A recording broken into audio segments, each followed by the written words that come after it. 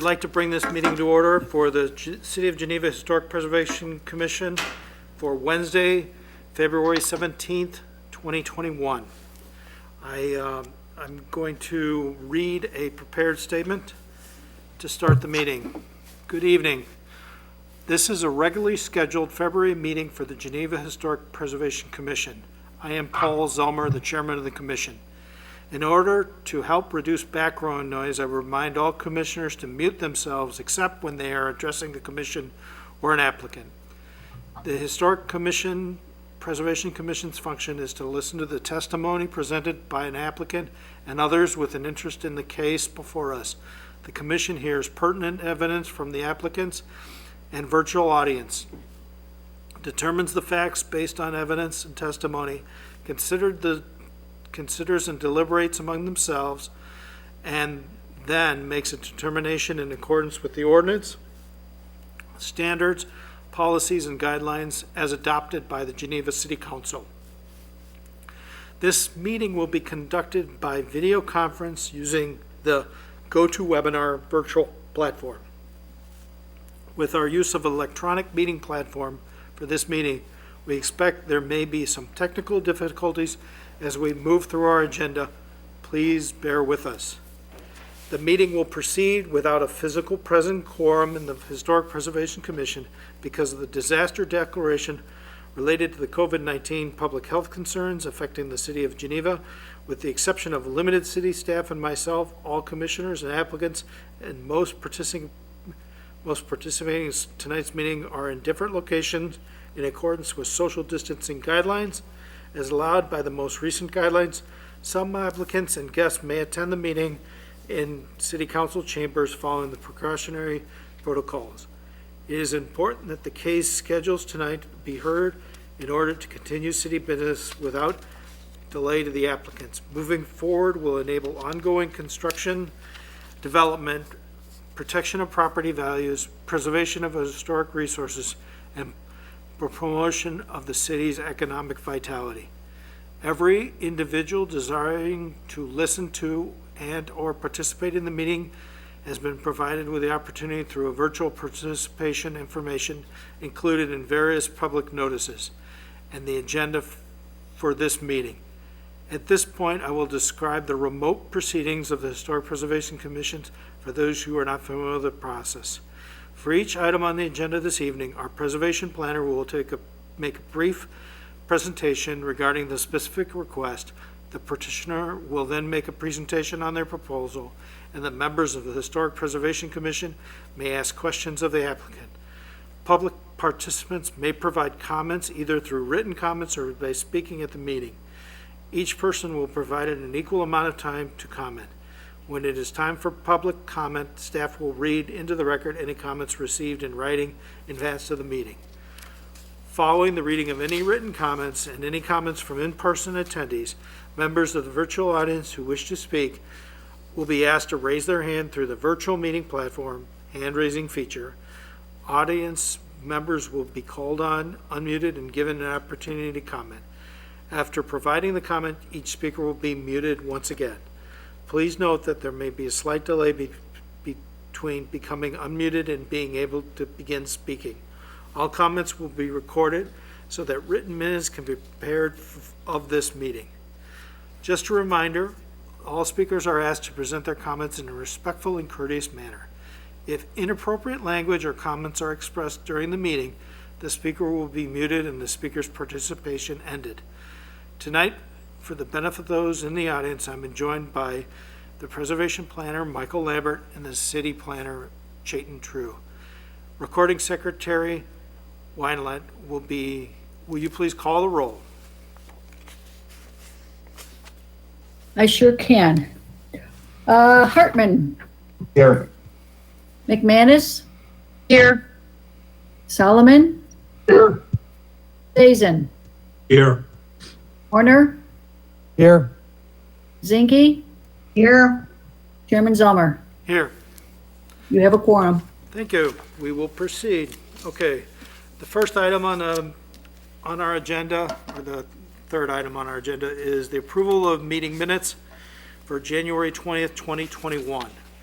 I have one item that I would, on the last page, page 4, talking about adjournment. We actually adjourned at 8:10 PM, not at 7:10 PM. Is there anyone else that has any comments about the meeting minutes from January 20th? No. If not hearing any, if I can get a motion to approve the minutes as corrected. Motion to approve. I think you should note as corrected. As corrected. And then, a second? A second. That's Mr. Stazen. Okay, Correct. Okay, I have a motion by Solomon and second by Stazen as corrected. I'll take the roll. Hartman, Here. yes or no? Yes. Okay. McManus, Aye. Solomon, Aye. Stazen, Aye. Warner, Aye. Zinke, Aye. and Zelmer. aye, Thank you. thank you. Okay. The next item on our agenda is the review of building permit applications for 410 South River Lane. Mr. Lambert. Thank you, Chairman Zelmer. 410 South River Lane is coming before you for a change of approved siding materials at a non-contributing property. The property is located in the far southeastern corner of the local Geneva Historic District and also in the southeastern corner of the central Geneva Historic District listed in the National Register of Historic Places. In 1837, the subject property was platted as lots 1, 2, and 3 of the Block 89 in the original town of Geneva. Between 1920 and 1925, Frank W. Renwick assembled the lots of Block 72 and 89, as well as land along the west bank of the Fox River and a portion of Block 88. There, he platted the Riverside addition to Geneva in 1926. Most of the houses fronting River Lane were completed by 1947. However, lots 1, 2, and 3 of Block 89 remained vacant for more than 120 years until 1958, when a building permit was issued for a new Cape Cod house. Construction of the new house was completed in either late 1959 or early 1960. The residence was first occupied by the Blattner family in 1961, and the property was transferred to descendants of the original owner in 1988. In November 2017, Hogan Design and Construction submitted a request to the Geneva Historic Preservation Commission seeking approval of the demolition of the 58-year-old neglected Cape Cod house. Due to its date of construction, the property was identified as non-contributing in the 1999 architectural survey. However, it was identified as a contributing property in the 2016 update of the Central Geneva Historic District listed in the National Register of Historic Places. The request for demolition was granted by the Historic Preservation Commission, and the house was demolished in early March 2018. The applicant's expressed intent was to build 3 new houses on the cleared property that incorporated 3 by right platted lots. In February 2018, Hogan Design and Construction presented the first of 3 houses, 402 South River Lane, to the HPC for approval, along with a conceptual streetscape of the completed project. A second house, 406 South River Lane, was presented for approval in March 2018. In April 2018, Hogan Design and Construction submitted plans for the third house, 410 South River Lane, which was consistent with the previously submitted streetscape view. At its February 2018 meeting, the Commission discussed with the applicants that the infill houses should reflect the architectural character of River Lane that was purposefully designed as part of Kate Raftery's River Lane beautification project between 1926 and 1947. The River Lane neighborhood is noted for its variety of residences inspired by traditional architectural design, as well as being noted for a diverse palette of materials and colors so that no 2 properties had a similar palette.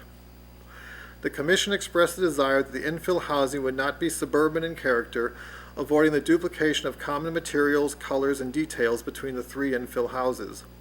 Commissioners agreed that each new residence should be wholly distinct from the other infill residences.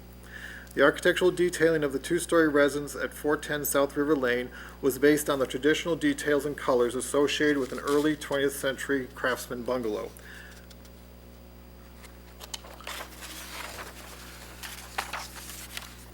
The materials submitted in 2021 representing the submitted rendering indicates that all exterior materials except brick are proposed to be shades of black, including all siding, trim, and roofing, including the asphalt roofing and the metal roofing. Brick is indicated to be white in color. The mortar would be white to match the brick as well. Additionally, the entry door is now shown as a contemporary 3/4 light door with full side light. Both elements feature contemporary glazing divisions. It has been noted by the applicant in discussions with them that the depicted door and side light has been identified as an artistic rendering error, and any HPC approval should clarify the details of the approved door and side light, including confirmation of style and material.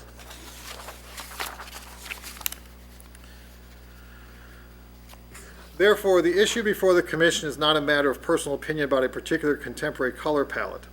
The matter for consideration, as identified in the Geneva City Code, Section 10.6.2, is the appropriateness of the proposed semi-permanently colored materials that result in a non-traditional monochromatic palette for an intentionally designed, craftsman-inspired house in a historic neighborhood that is both architecturally distinct and characterized by diversity of materials, detailing, and form.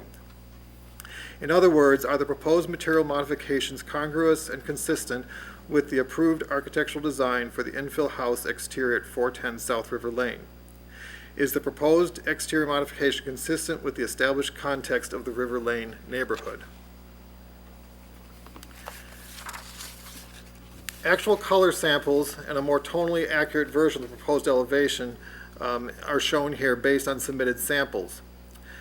Notable inconsistencies exist between the submitted rendering and the actual samples furnished by the applicants.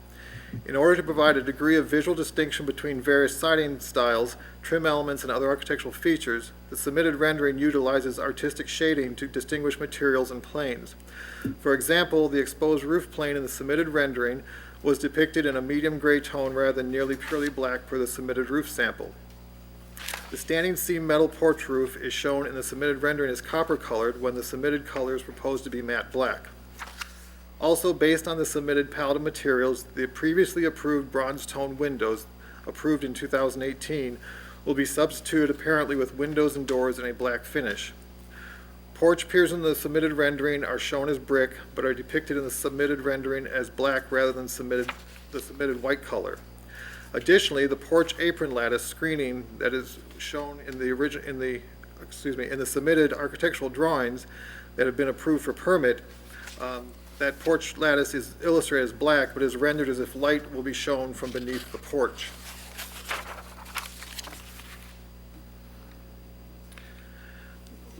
Late this afternoon, an additional rendering was submitted by the applicants, shown on the left here. When they speak, they can address as to whether this is a proposal for a new color scheme or if it's just a more accurate rendering of the colors. The new rendering seems to show a lighter gray siding, which is consistent with a material sample that was also submitted this afternoon. You'll also notice in the new rendering that the contemporary door and side light are still shown in the rendering, and the brick porch apron is now shown as a solid brick apron rather than an apron with lattice.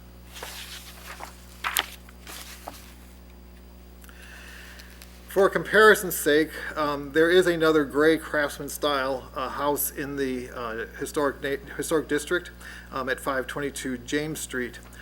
This house was a renovation that was approved, I believe, back in 2006. Unlike the proposed color palette, this gray house is highlighted with white trim instead of the black trim, but again, it's shown that there are gray bungalows in the historic district.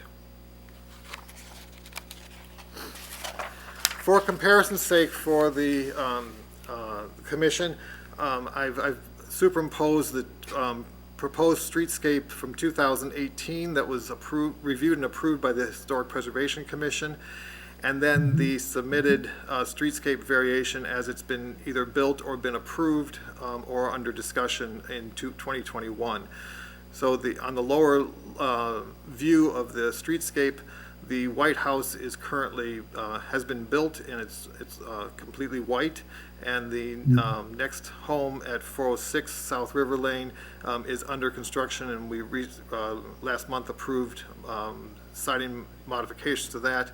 And then 410 is depicted as the rendering that was originally submitted. By way of some clarification, in this agenda packet, I described a little bit about the use of dark colors historically in buildings, just to give some examples and some of those styles that were mentioned. Colonial houses from the earliest period of American architecture is shown in the upper left. Gothic Revival used earth tones that were often in similar color palettes with very minimal deviation between colors. The Tudor Revival and the shingle style show darker schemes that were typically accented with a slightly different color at window sash and other details. The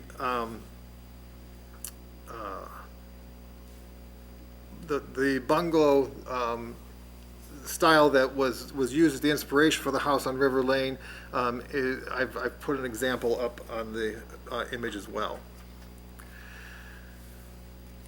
Other examples are a monochromatic house from the Queen Anne period, another type of craftsman house with the dark body colors and light trim, and then a modern home that's shown in black with very simple rectangular lines, and then a craftsman prairie school house that is a green and green home in Pasadena that is primarily olives with red and brown accents. Just to give you an idea of how dark colors have been used historically.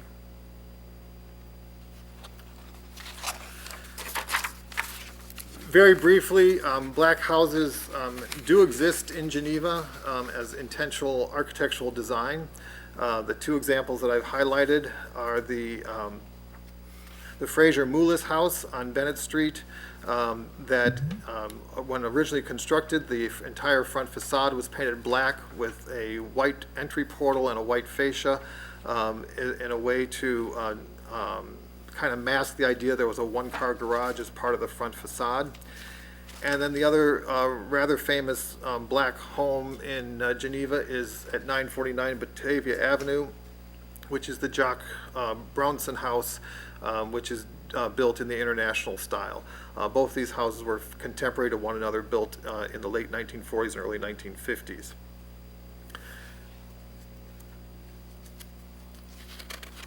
The applicant submitted several other properties around Geneva and within the historic district and outside of the historic district as comparative examples. I provide additional information in my in the agenda packet, but the first example was at 320 South 6th Street, where there is a very monochromatic scheme on a portion of the house. As was identified by the project architect, he explained at the time of getting approval that the use of black in a monochromatic application was intended to create a visual void that minimized the intrusion of the garage and additions on the historic carriage barn with its decorative siding details. The completed project achieved the stated design goal of using a monochromatic dark-colored scheme to nullify building elements that competed visually with the renovated historic building on the property. The next example is a contextual example from River Lane that is a traditional wood-sided home that's painted a slate blue gray that has windows accented in a light color rather than a dark color with a earth tone chimney breast and a bright red door. So again, it's not all a single palette of color. The next example provided was 421 South 1st Street, which is a Tudor Revival home, which over its lifetime has been painted a variety of monochromatic schemes range from olives, tans, and deep brown. However, and consistent with the architectural style of the traditional house, the details of the facade have been highlighted in the past and currently with contrasting trim, dark colored trim with lighter body colors or light colored trim with dark body colors, and contrasting window sash and trim. The prominent chimney breast provides visual contrast to the primary facade, and the deep colored body of the house is offset by a light colored roof. Again, these examples show traditional building materials that are field painted and reversible, not a pre-finished composite material. The next example that was given was 417 River Lane, again providing context on River Lane. This contemporary paint scheme at a historic house incorporates a darker body color. The character-defining architectural elements have been painted a lighter color, which corresponds to the traditional design of the house. Furthermore, the windows have been accented with shutters of a contrasting color. The deep body color is offset by a lighter colored roof. However, with the deeper body color, you notice the recessed entry porch is obscured in heavy shadow that nullifies the architectural details of the porch and the principal entry to the house.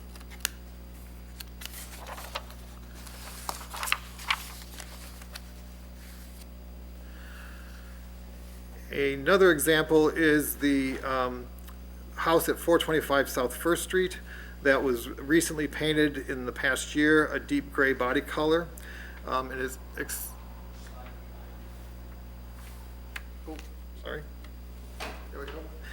is accented by contrasting windows and trim as well as a light colored roof.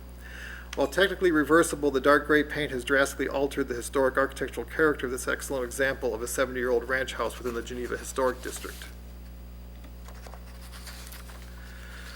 Finally, the applicants submitted two examples outside of the historic district, the house on the left is a traditionally styled home that has been painted a dark color with light colored trim to accentuate the architectural features of the house. And the other example is a contemporary home that has various shades of black and gray elements to help break up the facade instead of just being a single monolithic color. Until 2014, the dark colored trend for traditionally styled houses had been to respect the architectural detail of a house exterior with paint schemes that highlight rather than nullify architectural detail. Many contemporary uses of deep hues incorporate some degree of contrast between elements, wood doors and roofs to highlight architectural elements.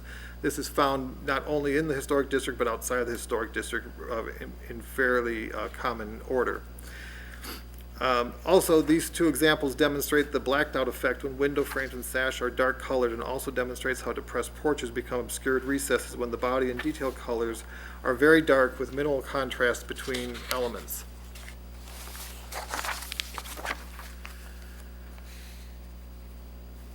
That said, I looked a little bit into the trend for black exteriors and looked at what various design critics and architects and websites have said about the trend for painting historic buildings in a monochromatic black color. Dark colored houses have appeared throughout the evolution of American domestic architecture. However, the trend to all black facades can be dated back to 2014. Proponents state that the monochromatic scheme simplifies architecture to basic forms while accentuating the shadows and material differences in the details. Critics opine that the color obliterates the intentional detail of historic and traditionally designed residences. Based on a review of published examples, opinions of the black exterior trend varies widely among residents living within historic neighborhoods adjacent to these black facades.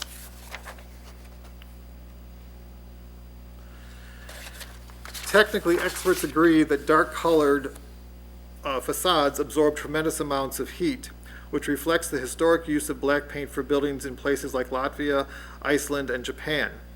Additionally, barns in Kentucky were painted black, where the dark colors helped to keep both cattle barns and tobacco barns warm during cold months.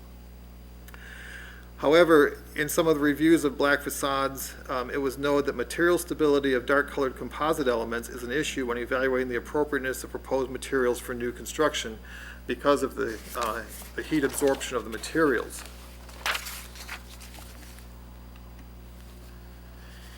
Heat absorption can cause issues with excessive expansion of modern composite building and colored sealant materials. The issues of painting traditional and historic wood buildings seems to be minimized compared to the issues associated with composite materials. And according to some paint experts, heat absorption makes future painting of dark-colored composite materials difficult due to its effect on adhesion and blistering issues with the material.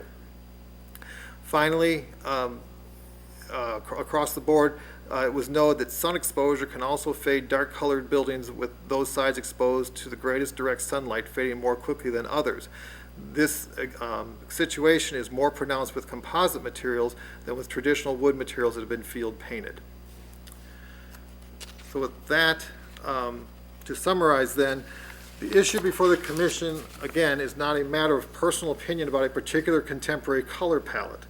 The matter for consideration is the appropriateness of the proposed semi-permanently colored materials that result in a non-traditional monochromatic palette for an intentionally designed craftsman-inspired house in a historic neighborhood that is both architecturally diverse and characterized by diversity of materials, detailing, and form.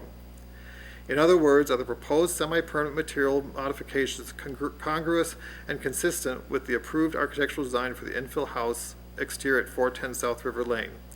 And secondly, is the proposed exterior modification consistent with the established context of the River Lane neighborhood? With that, I will conclude my staff introduction. I do have samples of the materials here that if anybody wants to see them, or if the applicant needs those shown, or the new sample that was provided today, I can switch to a mode where I can put those samples up to the camera. Thank you, Michael. The applicant online, they can discuss what they're doing. Is Sean on the line?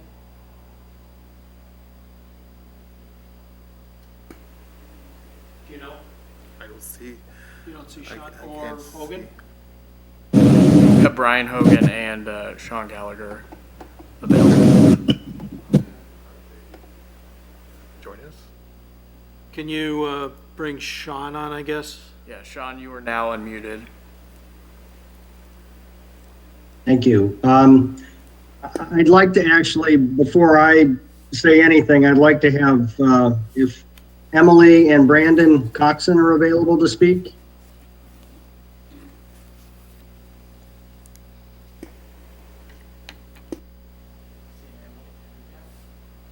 Are they out there? I can't see the full list here. Yeah, we have an Emily Pendergast available. That'll be great. Okay, Emily, you are now unmuted. Awesome, thank you. Hey everyone, this is Brandon and Emily. Nice to virtually meet everyone on the board. I'm not sure if you can see us, but we can see you. So we look forward to being your neighbors here summer. But just wanted to go over a few bullet points, give you a quick background about Emily and myself, and then just a few bullet points again on why we're looking for the darker color scheme. But again, given that we're probably going to be running into each other at Graham's 318 this summer. I grew up in West Virginia. I moved to Chicago after college and lived downtown Chicago. Had about a 4-year stint in Manhattan, New York, and then moved back down to Chicago. So as you can imagine, I'm certainly excited to be in Geneva, especially on South River Lane, watching bicycles ride by rather than cop cars and ambulances. So certainly can't wait to get out there. Emily actually grew up in Geneva, and I'll let her talk to that. But I did fall in love the first time I went out there. And as we were looking through suburbs to move to, we had it narrowed down to not only a couple suburbs, but a couple streets. And when South River Lane came open with Hogan Design, it certainly made sense, and we couldn't be more excited. I'll pass it to Emily for a second just to talk about her background and her childhood in Geneva. And then again, like I said, I'll go over just a couple bullet points on why we're looking for the darker scheme. Thanks, Brandon. Hi, everyone. Thanks for having us tonight. Like Brandon said, my name is Emily Prendergast. A little background on myself. to what he was saying, I was, born and raised in Geneva. My parents have lived there for over 33 years now, right by St. Peter's Church on Campbell. So I'm one of four. We all went to, GHS high school. We're all student athletes. So you may know my last name, given the fact that there was, four of us, and my mom's pretty much in every social aspect you can imagine in Geneva. You can't really keep up with her these days, but we're really excited to go back to Geneva, specifically the historic district. Spent a lot of time there, managing Flagstone and Little Owl. RIP, they're gone, but Sergio's and Genho. So we're excited to be back in the area, specifically River Lane. We spent a lot of time, I would say, over the last 12 months, just walking up and down the street and getting kind of an eye for the visuals of what we're looking for. But what I'll do is I'll hand it over to Brandon, and he can talk a little bit more about the specifics to kind of address the purpose of this call. Yeah, so again, just a few quick bullet points before I hand it over to Sean. And reasons why we're looking for the dark color scheme. I mean, obvious one is, this is a color that we've seen over the years, and we told ourselves when we were going to build a house, if we were going to build a house, we would want that dark color. So this has been kind of something that we've had in our minds for quite some time. And then number two, as Emily said, is we were, walking through the historical district over the years and, figuring out where we wanted to, potentially one day live. A lot of, the more recent darker color schemes in the South River Lane in the historical district did catch our eye. We felt it does a really nice job of kind of blending the wooded area and the river and the bike paths, et cetera, kind of into that atmosphere. So we really love how the darker houses look in the historical district, and especially in contrast with, some of the other examples that were shown on the agenda in the light colors, specifically next to the house we're going to be building, the two white houses next to 410. And then number three, one of the other reasons why we do like the historical district, the fact that we're having this today. We're not going to get a bright pink house next to us, in a couple of years from now. We know that probably wouldn't get approved. So the fact that we're having this conversation is very much appreciated. And we had a chance to look at the agenda when it was sent out Friday, and we certainly took note of, some of the comments on there. So what we did over the last 48 hours with Brian Hogan and his team was look for a little bit lighter of a contrasting color. And I don't know if the most recent picture really does it justice, but I can tell you that versus some of the examples that were shown, what we're trying to accomplish is much lighter than a jet black. We're going for something a little bit more of a slate gray on the body and then a little bit darker on the trim. So we think it'll look really sharp. And, I think our purpose here tonight is to try to convince you that it will look really nice on River Lane, right by the bike paths and right by the river. So again, nice meeting all of you. We look forward to hopefully seeing you around the neighborhood this summer. But with that, I'll pass it over to Sean. Good evening, commission members. Great to see you all. And thank you for your time and the opportunity to help shepherd this a little bit. Just some background. Of course, we set up the original color scheme. And when we did that, it was just simply as part of the concept review. So that was very first phase of the process. In terms of my handling of the colors, Brandon and Emily are the purchasers of the home. And so, their preference in this color selection really sort of is dictating this conversation. The one thing that I will say, and historically and always has been that the commission has always been extremely reasonable in working with homeowners. And one of the things that, in light of Michael's feedback from Friday, the folks at Hogan quickly moved towards adjusting some of the colors. Now, to Brandon's point, and unfortunately, you're not all seeing the actual color differences here, but I know that there was some samples delivered today, and the body color will be a lighter tone. There you go. Could you go back to the samples? There you go. Okay, so the trim color is the darker horizontal color, and if I'm not mistaken, the material that's sort of propped up is the lighter colored siding. the brick is the brick, and of course, the roofing is already there. But the trim is the darker of the two.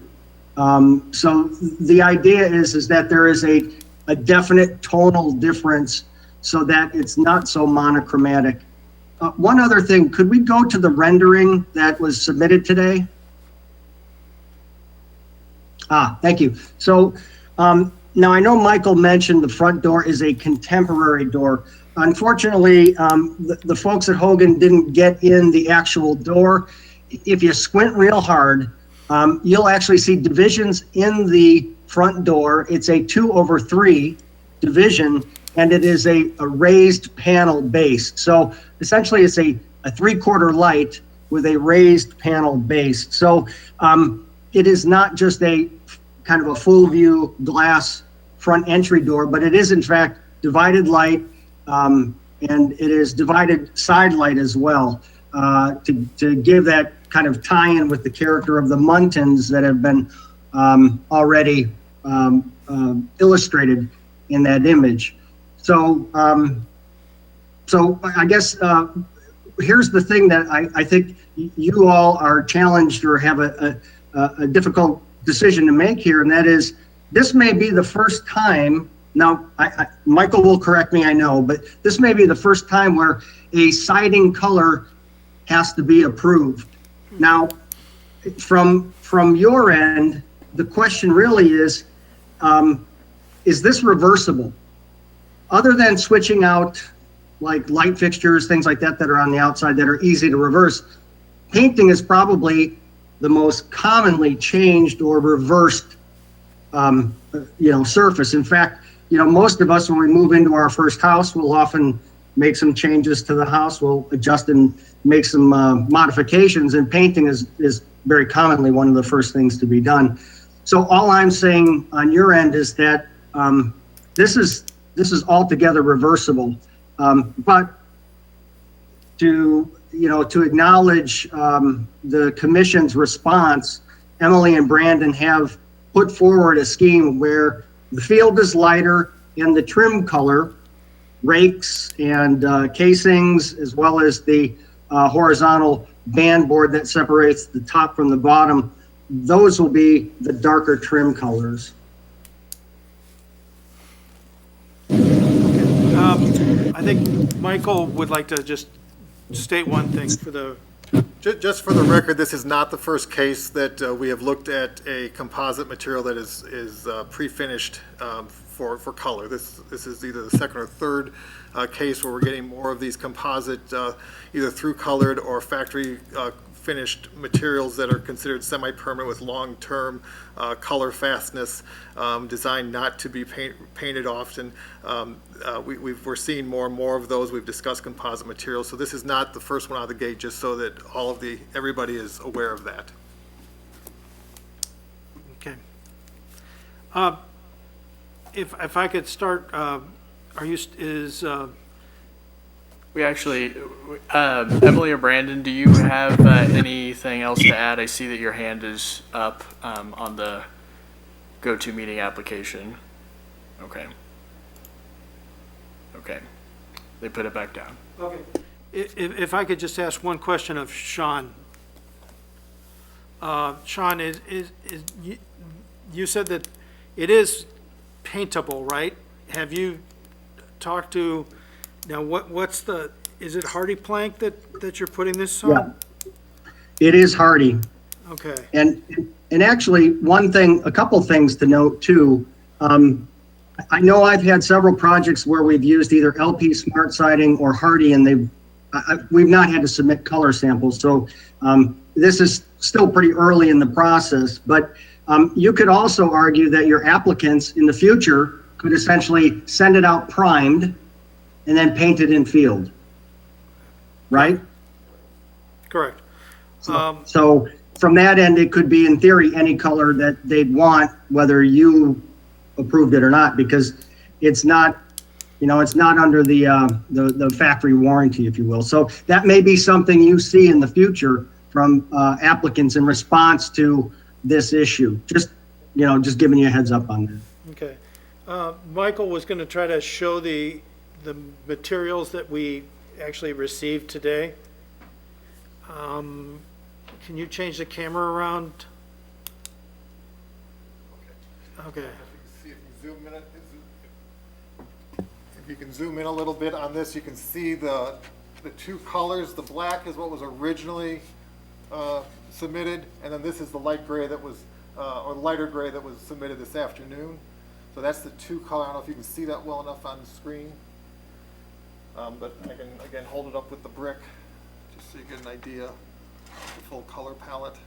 So the lighter gray is the field, and then the darker gray will be the trim? Is that true? Yes, that's what Sean? we're Okay. Okay, and then black, the black roof. black roof. Okay. There we go. Looking at backwards. Okay, any questions from the commission? Yeah, this is George Stazen. I have one. Looking at that new rendering, what is, it really is not in relation to what we're discussing, but just curious, the stairs and the porch and the columns, what is that color and what is that material that sort of looks like camo?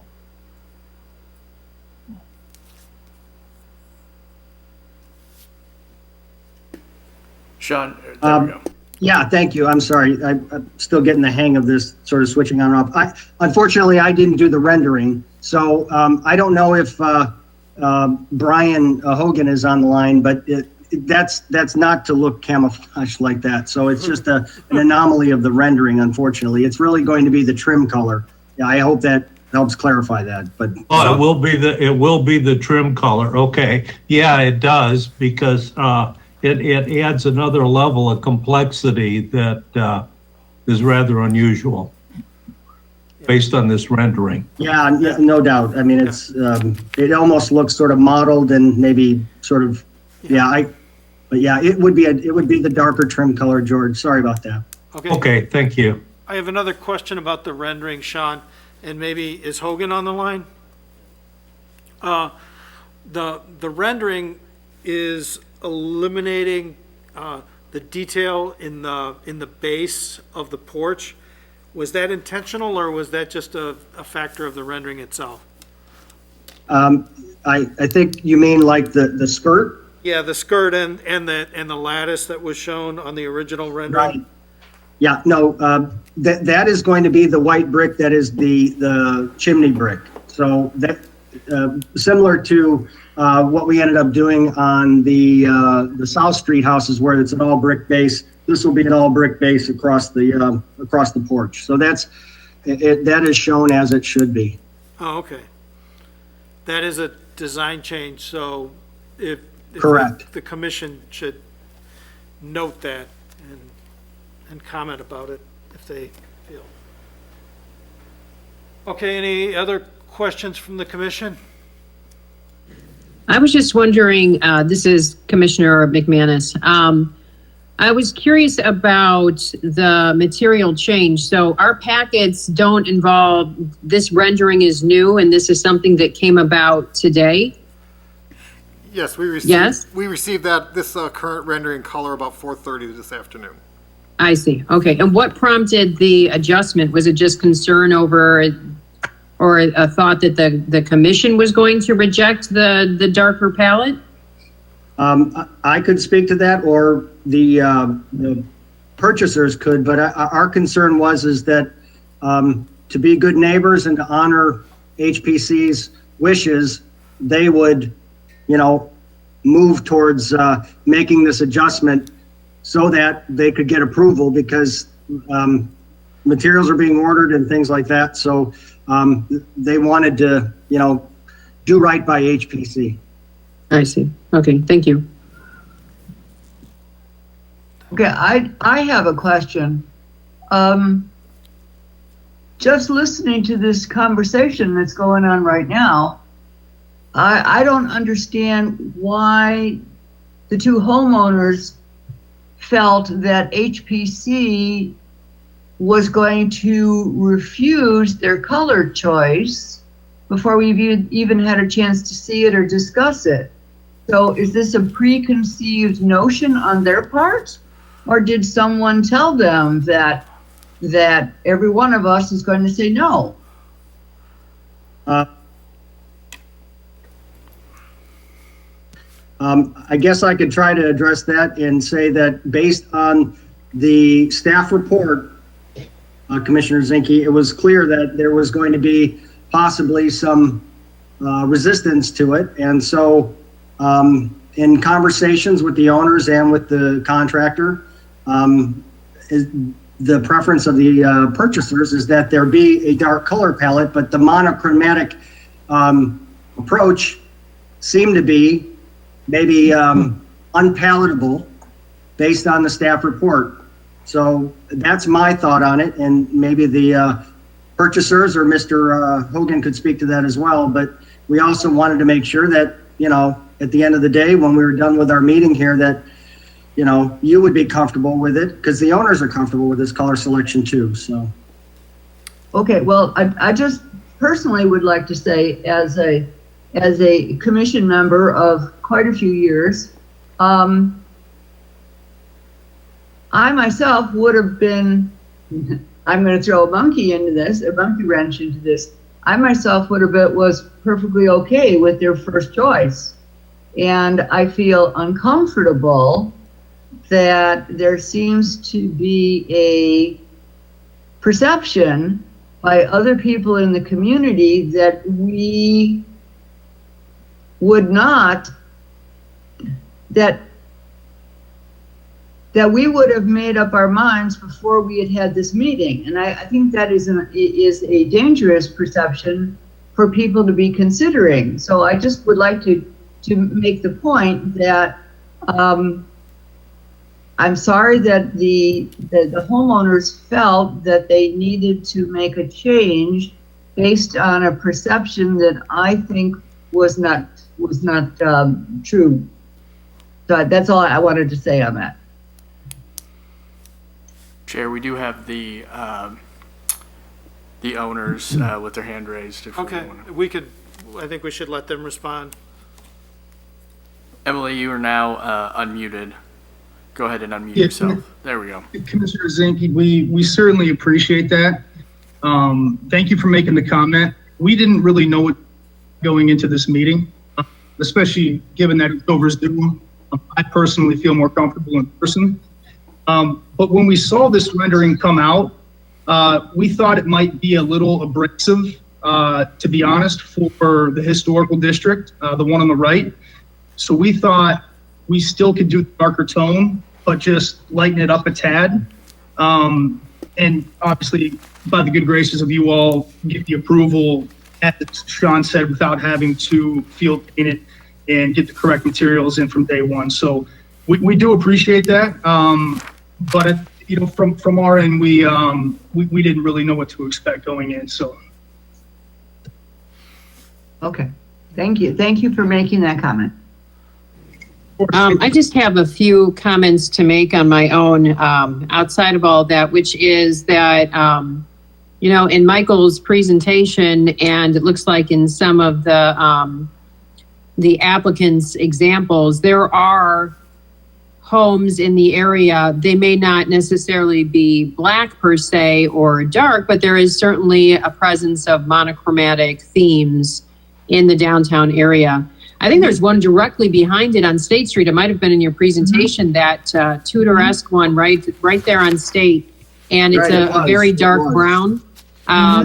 It doesn't look out of place. I think that, you know, Carolyn, to your point, as far as, you know, the initial presentation, it doesn't appear to be something that would be out of place in a neighborhood that, quite frankly, is full of a variety of different styles. It's not uniform in that particular area.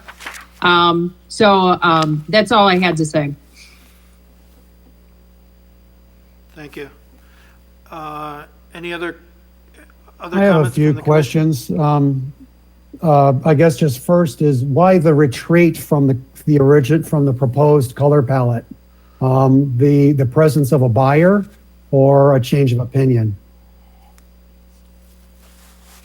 By the original color palette, you mean the color palette presented in 2018? Yeah, the Craftsman-like color palette. That would be the byproduct of purchasers that have different interests in their color preference. Then I have just a few maybe confirming questions here. Michael or Paul, would this even come before the commission if the colors submitted, were from the Craftsman palette? Typically, when the commission has approved something, if the project changes in a dramatic way, whether it's a change of materials or change of color palette, when it's pre-finished materials, I would bring that to the commission. I have the ability, per the direction of the commission, to make those calls administratively, but when there are questions in this gray area, no pun intended, I try to bring those to the commission because, again, as I've always said, my job here is to really bring the issues forward to you so you can debate and decide what's appropriate for your community and for the Geneva Historic District.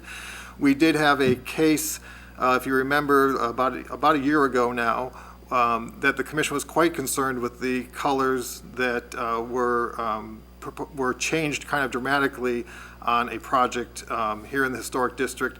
And so based on that, I thought it was prudent to bring this case back to the commission to get your input on it. Yeah, I guess I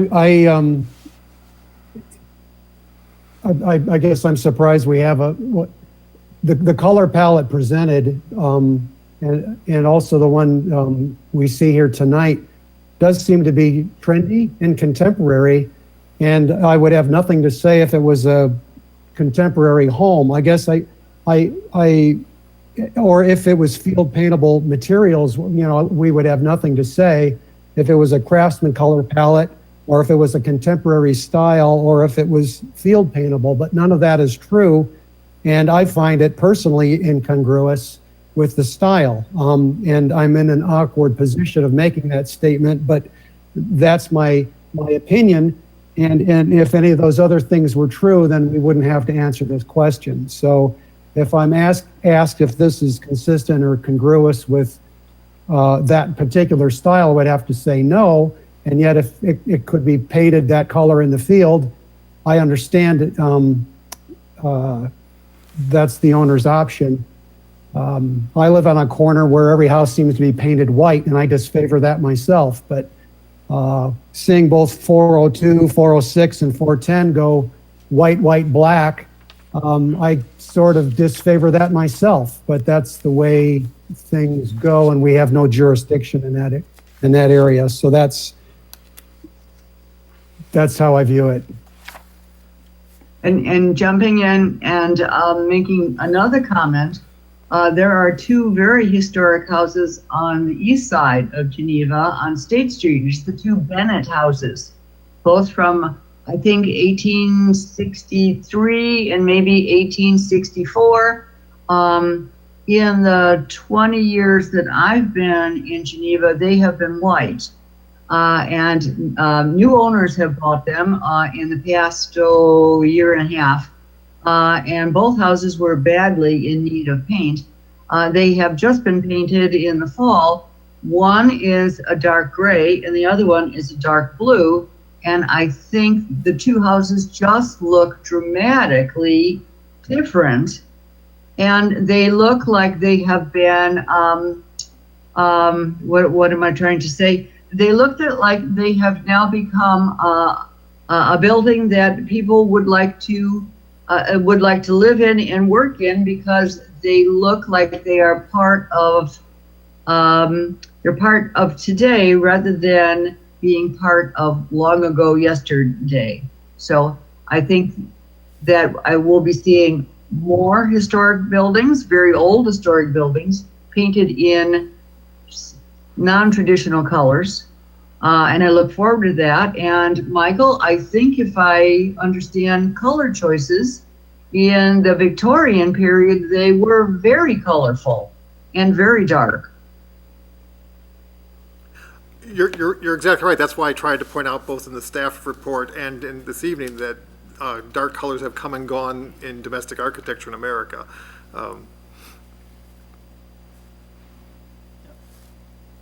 Okay. But my comment there is just simply, Michael, I think you've done an outstanding job on all of your homework and submitting everything here, and it's been very, very interesting. I think I noticed the one example being the House of the Seven Gables, and it's monochromatic, and yet there's a contrast and accent in the roof and in the muntins and whatnot. So something that I guess I don't see in what's been submitted here. So. I wish I didn't have to comment on this, but I think there's a couple of workarounds. Yeah. Chair, we do have a hand raised from Sean Gallagher. Okay, you can let him comment.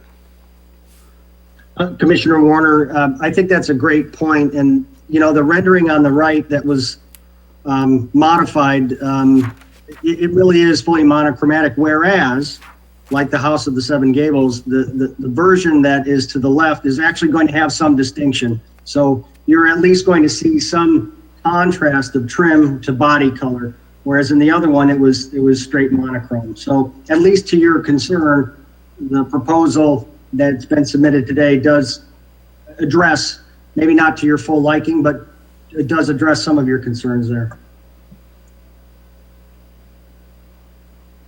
Okay, thank you.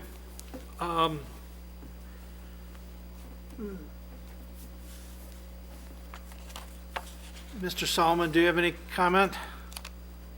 Well, I am, to be perfectly frank, the redesign to me is a bit more appealing because you do see more of the detailing in the structure, in the siding. I mean, in the different textures that are being done. And as long as this is a reversible situation down the road, other than obviously a metal roof and such, but that, there can be some, changes to it, not making it fully permanent. I can see where it can work. Mm-hmm. Mr. Hartman, do you have any comment? I do not. I have no opposition to the new color scheme. Okay. Does anyone have a comment about the change of the water or below the porch apron, at the porch apron, going to a white color? I'm okay with that.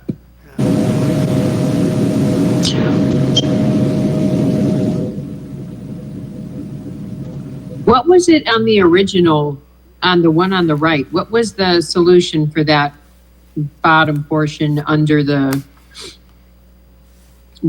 was it the same? It was different, I believe. Is Sean still on the line? Yeah, Sean's hand is raised, and I will go ahead and unmute you, Sean.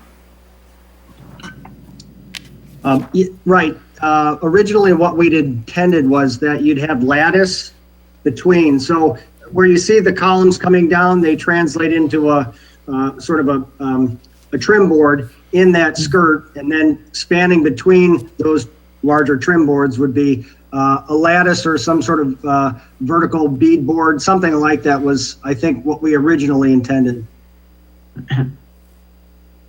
I see, thank you. But was there always going to be brick below there at the columns? No, that was all wood trim with lattice spanning between. So Okay. the very, very lower part you see is the exposed concrete curb. Okay. And then you have the trim, yeah.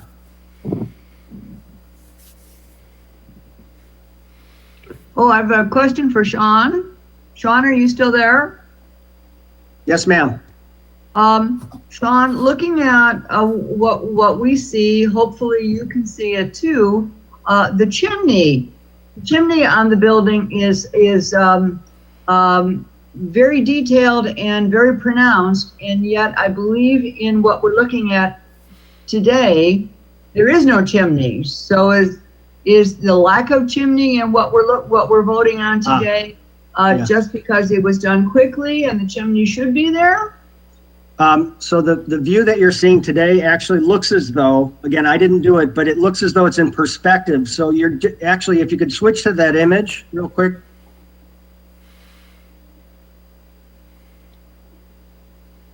Okay, you could just make it out in the upper left, right? Yeah. Yeah, so it's in perspective, so that's why you sort of lose it. Yeah, okay, thank you. I have a comment on the question of reversibility. And of course it's paint and we know it's easily reversible, but I think a strong argument would be made that that would be ill-advised, you know, like painting glass or something. You've got a surface there that's marketed as being long life. And if that wasn't the case, then why don't we just have clapboard siding or have it primed and field painted? And I think the answer is obvious, that it is intended to be long-lived and low maintenance, and it's easily reversible, but it's akin to, I think, painting brick. So that's again my opinion. Again, I wish I didn't have to answer this question. I'll just say for the commission that I'm a purist. I'd like to see a Queen Anne painted like a Queen Anne, and a Tudor painted like a Tudor, and a Dutch colonial like a Dutch colonial. And this sort of thing is just, I wish you didn't have to ask, but now you know. Okay.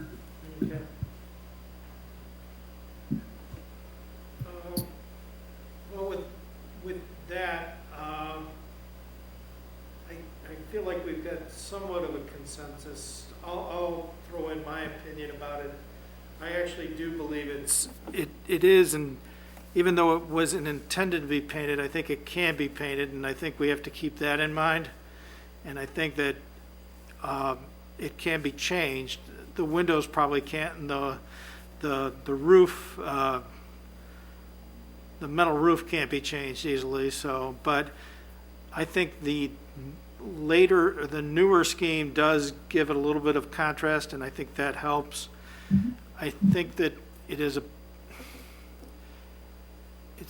bit of a slippery slope that we start to select, that we start to dictate colors and color schemes at the historic district, especially on something that can be changed.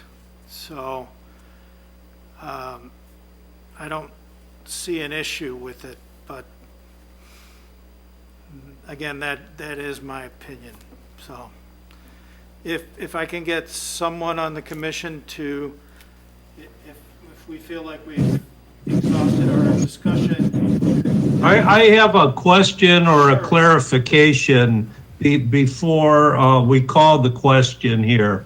I just want to make sure that I understand completely that the elevation that we're looking at on the right, labeled January 2021, is actually proportionately and in substance what is planned on being built, and the elevation on the left is merely to illustrate the change in the color palette? Because I know one is a slight perspective, but the pitch of the roof over the doorway, the window frames on the first level, the width of the siding are all significantly different than the one I see on the right.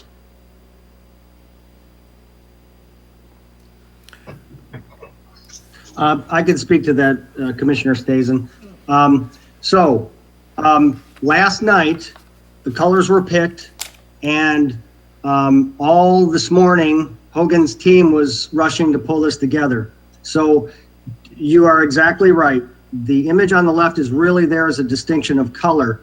The version that you approved, the permit version you approved, is the version you're seeing on the right. Now, I will say the version on the right was not rendered by myself. I think it was actually rendered maybe by Michael to help to illustrate the darker windows and kind of the monochromatic palette. But all the details that were submitted, the roof pitch, the brackets, which you don't see on this Right. image on the left. You also Right. don't see the deeper roof overhang, right? Correct. Which is true. It's there. It's actually built now. So, Okay. so what you're seeing on the right and the originally approved construction drawings are true to what you're seeing on the right. The left one is really hastily done in terms of just giving you something to see to make a decision on the color contrast. So I hope that helps Okay. you. Well, that was my understanding. I just wanted to make sure that my understanding was correct. Thank you. And just to amplify that, if you refer back to the staff report, that's one reason I included the in-progress construction image on page 3 of the staff report to show that the building is being built per plan and all those roof Okay. lines and things are per plan. Okay, thank you. I have a question for Chairman Zelmer. Yes, sir. Your comment that it's a slippery slope. If your view is that this is reversible or readily reversible, then this question should not be put to the commission. Perhaps not today or perhaps not in the future. So we're not going to get these questions in the future. Are we stating here that hardy plank siding is reversible, so color questions aren't the purview of the commission anymore? In your opinion? In my opinion, I think it almost comes down to that, unfortunately. I mean, we are to look at things that are semi-permanent, correct, Michael? Well, actually, I had just made a note to myself to not bog down this discussion with this, but I would like a clarification from that when we get to the Secretary's report, because as I said about half a year ago now, it was a very big concern about a factory applied finish for a project that changed from an olive green to a entire large building being brown, and the commission was quite concerned with that. So from a staff perspective, I'm a little bit confused as to what the commission's stance is on semi-permanency of factory applied finishes. We've had this discussion before in the past. I know we have some new members now, so maybe the perspective of the commission has changed. But we went through several months of going back and forth with that applicant about the colors that changed on their pre-finished siding. So again, maybe we can hold this off and not hold up this case right now with this discussion, but certainly from a staff perspective, I'm a little bit confused as to the stance of the commission on this issue. Yeah, so I would have almost a point of order here then for our commission and say I would move to not answer this question because it's not our jurisdiction and not take a vote on to approve or disapprove what's been submitted because it doesn't come properly before us. Again, I would maybe differ a little bit with you, Commissioner Warner, because I think out of fairness to previous applicants that you've considered this question, I think the commission needs to deal with this question for the benefit of this applicant and also for the benefit of staff. So again, it's an uncomfortable position perhaps, but I think it's an important one because I think it's going to change a little bit of what I bring forward to the commission here in the future.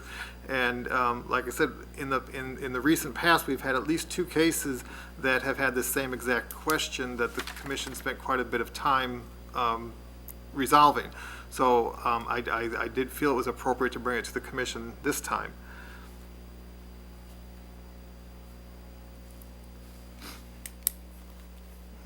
Does it make sense that we take a vote on this particular case, but that we make a separate decision that until painting becomes a permit, until painting becomes a job in Geneva that requires a permit, that we don't discuss color anymore? Let me just give a little bit of history, especially for some of the newer commissioners. In 2014, when we rewrote the Historic Preservation Ordinance, this discussion about color was discussed quite at length about what the review of color is, and that's why there is Yeah. the definition before us and what was included in the revised ordinance. And at the time, it was very important to the commission, and if it has changed, I respect that. But the idea was, it's been said tonight that metal roofing can't be painted. Metal roofing certainly can be painted and changed color. It's a little more complicated to make sure it sticks. You can paint brick, you can strip brick, you can paint asphalt roofs if you would like. So the idea was, in 2014, with this commission's review, was that colors that are factory applied with a sense of permanency were those materials that were subject to review, and we'd be consistent with all applicants on that. Items that were field painted or painted after the fact don't require a permit, and those the commission had no review authority. So that's the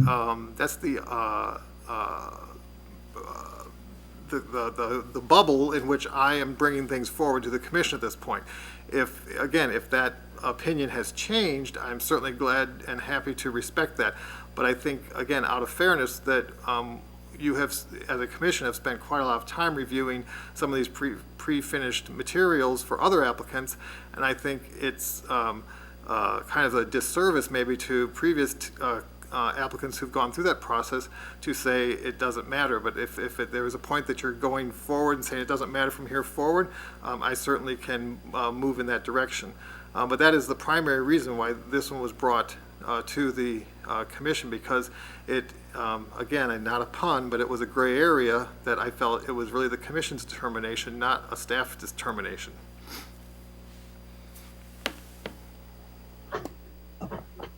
Don Hartman here. Sean, are you available? Are you on?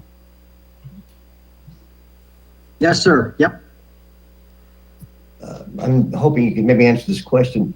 Correct me if I'm wrong, is the only difference between field applied finishes to a Hardy brand or similar product, as far as a customer is concerned, would be the warranty issue? Yes, sir. Is that correct? Correct, yeah. As it comes out pre-finished, I believe it has Right. a 15-year warranty. Yeah, okay. So, and obviously, I don't know the specifics of it, even though I've installed quite a bit of it. That might even void a warranty, which is why maybe you wouldn't want to paint it. I'm sorry, you broke up there. Well, you might void the warranty after, if you were to repaint that product before the warranty is. Prior to the expiration of the warranty. Though I do believe Hardy will also come out in a primed fashion, and then you can actually field apply paint as well. Correct, okay. I wasn't 100% sure of that.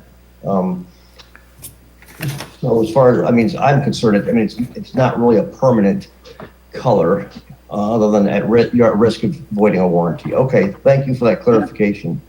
At some point, it will eventually be painted. Exactly.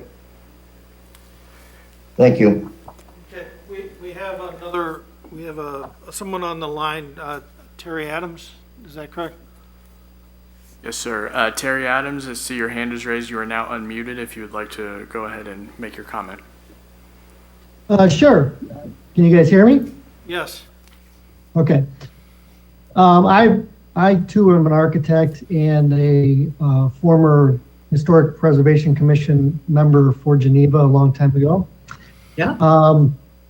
I know that when I was on the commission, people would ask us for color recommendations, and we never commented on colors. It was strictly the choice of the homeowner or developer, whoever was in charge of the property. I guess I'm really struggling with why this is being discussed so much. It's a very personal preference. It's a brand new home. It's not historic. It has some kind of reference to a style, but it's not historic at all. So I just finding it hard to understand why the color of the house is even being discussed. It should be just up to the property owner what color it is. I mean, it's happened on other buildings in Geneva. It happens, all over the place. And it's, frankly, if we're trying to say, well, it's an arts and craft, kind of style, so it should follow that color palette, then we're kind of hampering the design for the future to create new design. I just don't think that we should be telling people, specific things like that for a project where it's not historic. It's modern, it's new, it is what it is as far as a new building. It's not an older building. So those are my comments. If I may just jump in here, this is Commissioner McManus. I think we're discussing color because it's not that we are the fashion police and we're not telling people how to or what colors to choose. The only reason that this is being discussed is because, yes, they are going to be the permanent elements of a property. So we have to be able to see if it's in keeping with the rest of the neighborhood and its historic elements. It is new construction. So in that case, there is some flexibility there. There isn't some sort of historic structure that we're trying to preserve. It's making sure that what is new and entering into the neighborhood is something that will look like a party to the neighborhood. So like I originally said, I don't think that a monochromatic home is necessarily something that is out of touch with what's happening in the rest of the neighborhood. And I don't think that this is an aesthetic decision or a fashion-based decision. It's one that's just evaluating the historic district for what it is. Thank you. Okay. Thank you. Yeah, my only other comment is I think we're debating the terms here of section 10.6.2. What is reversible, what is permanent? Otherwise, this question wouldn't come to us. I actually agree with that. That's where I think we're at with it. So is 15 year, did you say 15 or 50, 50 or 15? I think it's 15, warranty? not 50. 15. Oh, 15.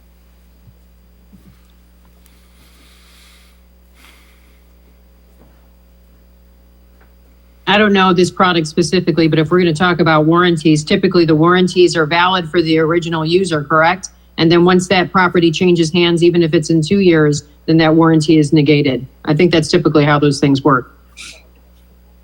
I believe that's true, yeah.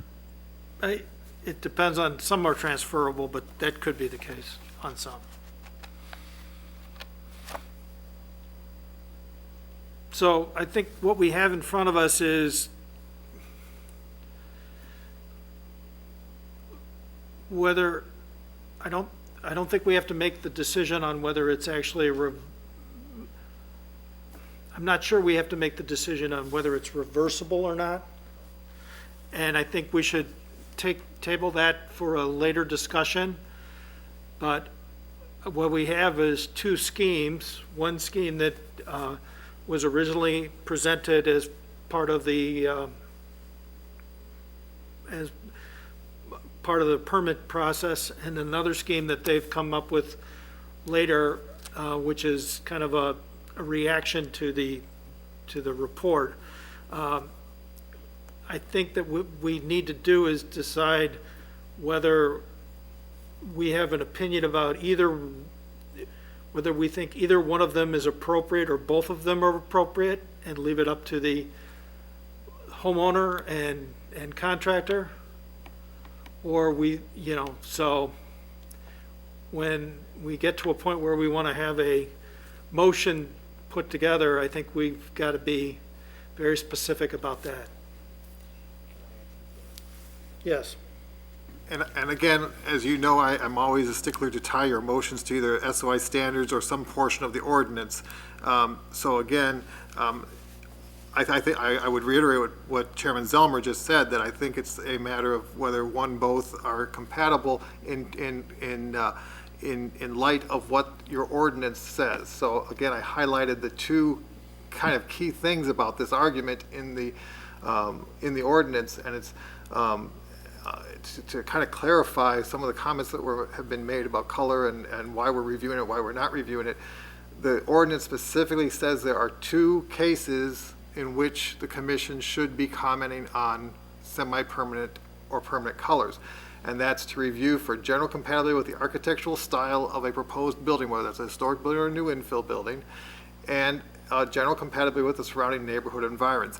I think you've all talked about it, but those are the only two issues that you're really addressing by this case coming forward to you, not whether they should choose the originally submitted all monochromatic color scheme or the revised scheme that was submitted today, but does the commission feel that the proposals, either one or both or neither, meet the terms of the ordinance that governs this commission?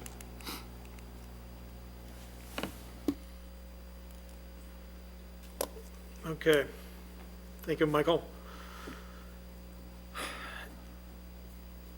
Do we have someone that wants to put together a motion to approve and what we would approve? Well, I can put together a motion. I might need a little help. So, hang on, where is this? I move to approve the proposed changes to a single-family residence at 410 South River Lane. Do we want to be specific on whether it's the presented, I don't know how we state which of the presented schemes we would have? Is our option either the right or the left? I would say the new either ones as presented this afternoon. Original and revised, revised, or both, I mean.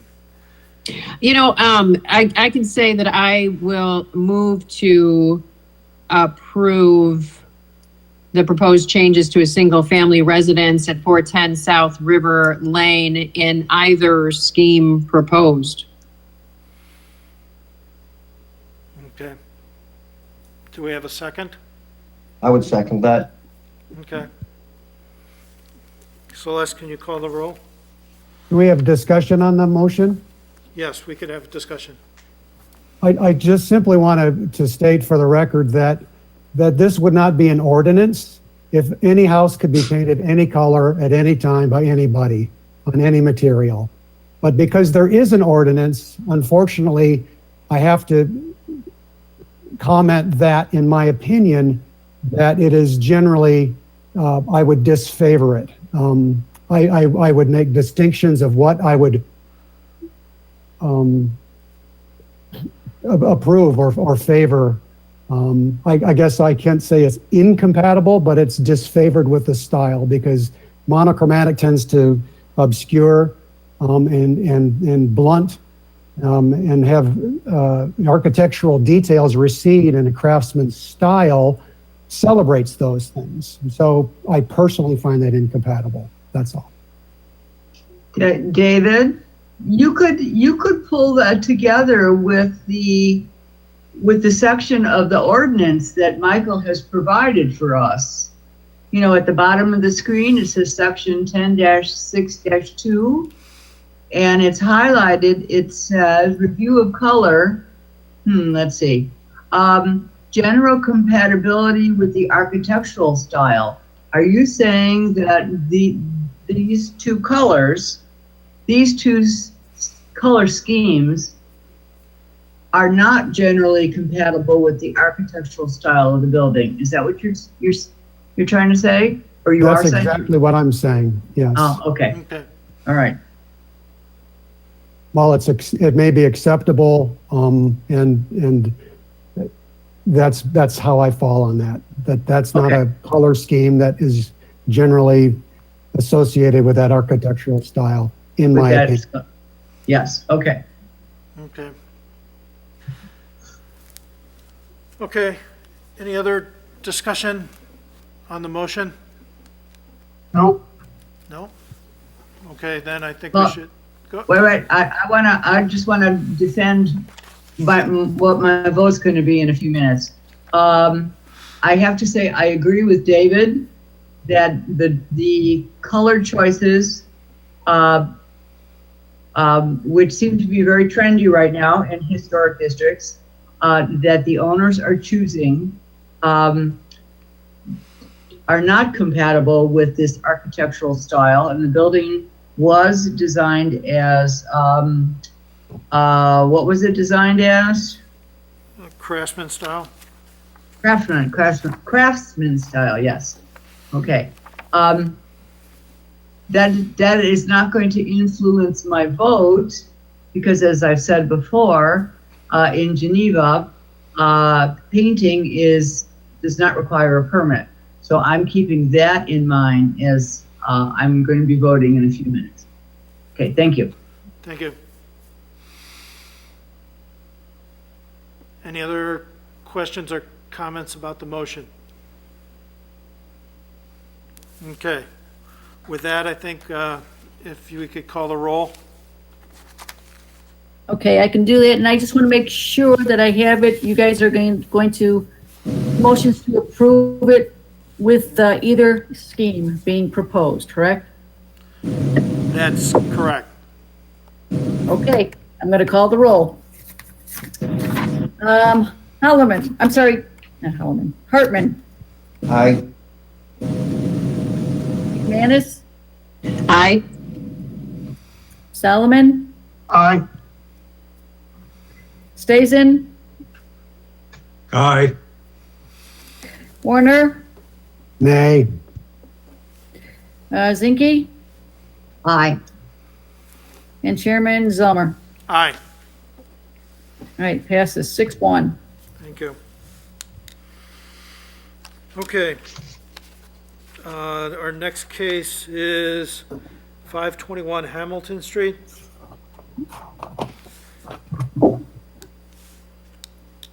Mr. Lambert. Yes. Okay. Thank you, Chairman Zelmer.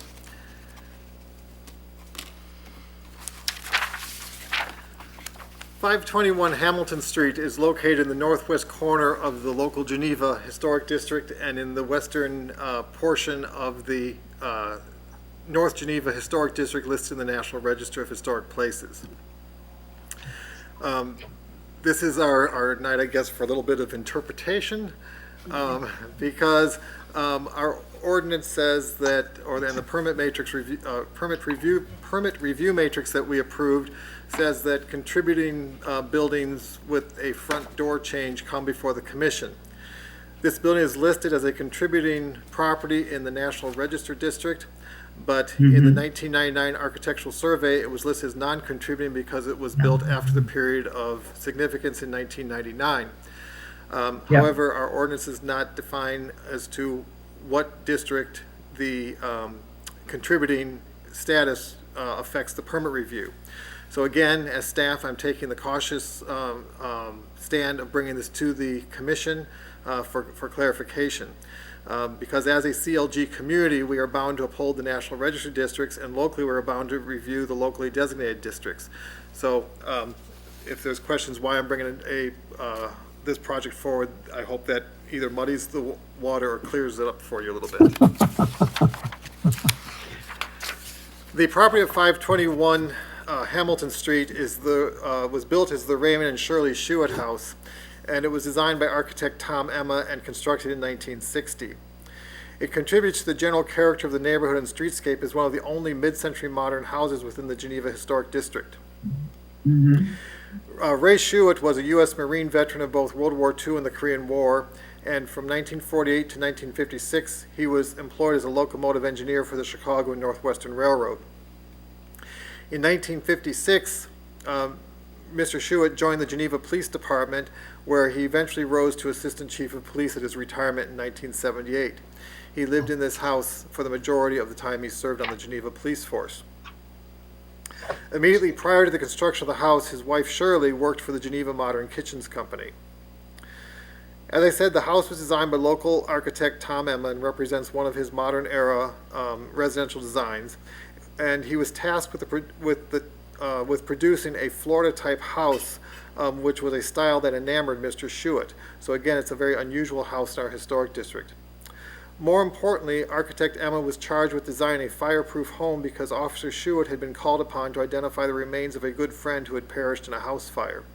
And he said he would never live in a wood frame home that was susceptible to fire again. So while they tore down the original wood frame house on this property, a new concrete block house with a brick veneer facade rose in its place. The house was built by Mr. Schuett and his uncles, who were masons, and with the help of his young son Scott, who laid up all the masonry, and Scott actually carried most of the masonry according to his oral interview. The modern house embodied many design characteristics of the mid-century modern style, including steel cabinetry from Geneva Modern Kitchens, an attached garage, and an underground bomb shelter, which still exists. After retiring from the Geneva Police Department, Ray Schuett worked as head investigator for the Kane County State's Attorney and later as a bailiff in the Kane County Courthouse. Ray and Shirley Schuett sold the house and retired to Arkansas in 1992. At that time, the Hamilton Street house was sold and converted to medical offices. Later, and until late 2020, the property was the site of a music school. During the summer of 2020, multiple prospective purchasers inquired about purchasing the property with the intent of demolition or extensive remodeling to make it a more traditionally designed home. In late 2020, Bill and Jackie Dosimo, both mid-century modern house enthusiasts, acquired the property, making a commitment to return the neglected and remodeled property to its near original appearance. Mr. and Mrs. Dosimo seek to install a secure, energy-efficient door that is sympathetic to the architecture of the 1960s Schuett house, while providing a door that emits more light into the home. After investigating several sources, the applicants have selected a fiberglass door from the Pulse collection, a series of composite entry doors sold by the Therma-Tru Door Company. The Pulse collection has been inspired by the mid-century modern aesthetic. However, none of the Pulse collection doors duplicates the existing wood entry door at 521 Hamilton Street. A sizable number of millwork companies produce both wood and fiberglass doors that are inspired by original mid-20th century designs. However, none offers a design that exactly replicates the existing entry door at 521 Hamilton Street, which was likely a production fabricated door as opposed to a custom fabricated door at the time of its original installation.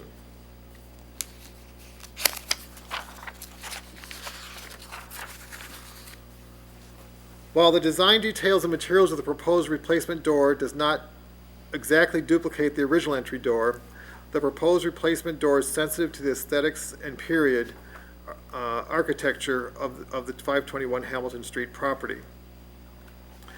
The proposed installation will restore the original door swing and intended entry sequence into the 1960 Schuett house. At some point in the past, the door swing was reversed, resulting in an awkward and uncomfortable entry sequence into the house. The modification of the jamb to accept new locations for the hinges and strike over the years has compromised the structural integrity of both the door and the jamb. Furthermore, because the existing lever set utilizes the original hardware borings, it appears that the original interior face of the door is now the exterior face of the door, allowing so that the staggered lights could remain at the top of the door. The original thin veneer at both the exterior and interior has been poorly refinished and is gouged and damaged. Repair of veneered surfaces is difficult unless the entire skin is replaced. And these images show some of the conditions of the door. These were included in the staff report, so I won't go through them, but you can see some of the damage caused by the changing of the door swing and signs and things that were applied and then torn off the veneer that has damaged and gouged the veneer.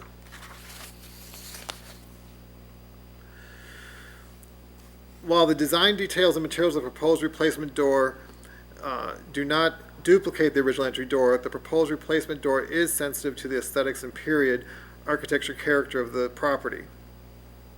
It is important to note, again, that this property is recognized as contributing to the National Register District, but is at this point in time a non-contributing property in the local historic district. The proposed door will also include the replacement of the worn threshold and install weather stripping where none exists currently. That is the end of my staff report. Okay. And I believe, are the applicants online?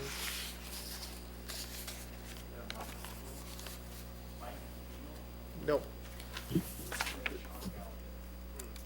I wonder if they dropped off. I don't know. Because we really need to have them on to discuss, or do we? Technically, Well- we should, or we have waived that requirement sometimes on certain cases, so that would be up to the commission if they want to review this case without the applicants being online. If we do have anybody wishing to speak to this item, please go ahead and raise your hand on the go-to meeting application to let us know, and we will go ahead and unmute you.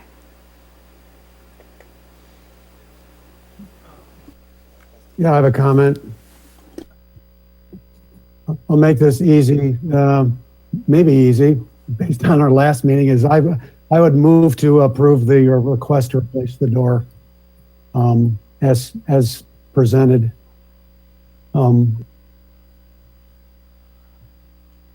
David, what are you saying?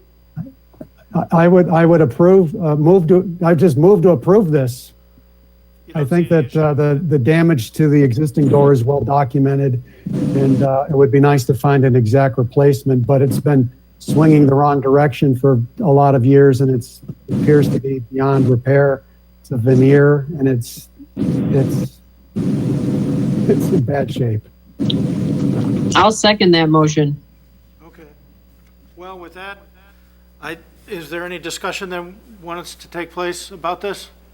My only discussion goes back to last month, simply that I don't feel that was as well documented, and energy efficiency and light and so forth just didn't rise to the occasion. And in this case, there's a sufficient background for me to